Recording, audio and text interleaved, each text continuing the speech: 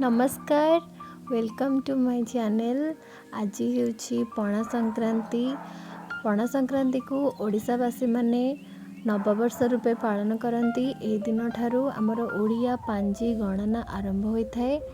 आज आम सकाळु सकाळु मंदिर आसचु। आम घर पाखे भीमेश्वर मंदिर अच्छे।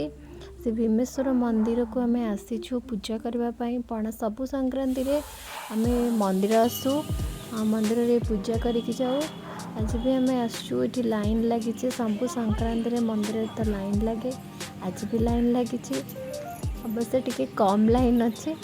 चलतु मु आपण को मंदिर देखा। आज हनुमान जयंती मंदिर मध्य हनुमान मंदिर भी अच्छी। इठी भाईना पूजा करुछंती।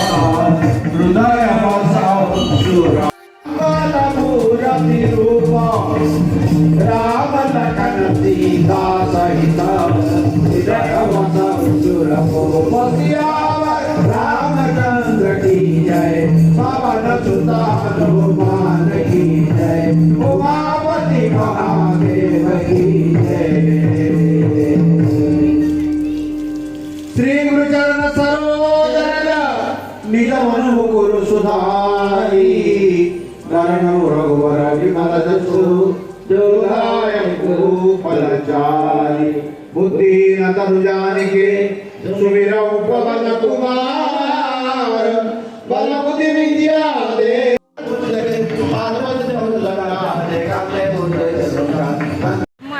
मंदिर पाखक फूल नापी बहुत भीड़ को खरा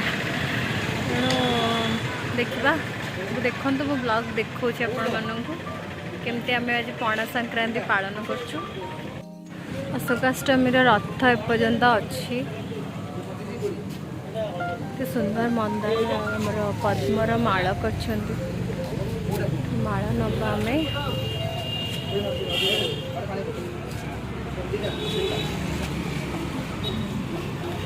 भाई मत ये मालू गोटे आ मालू गोटे दे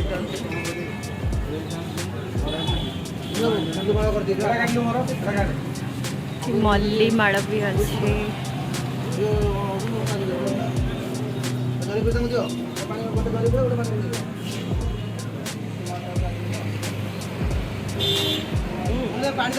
फूल नहीं कि घर को जावा देखा आगु कौन कर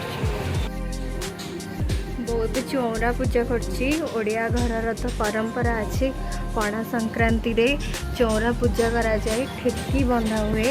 मु काली जाकि ठेकी नहीं कि आसती।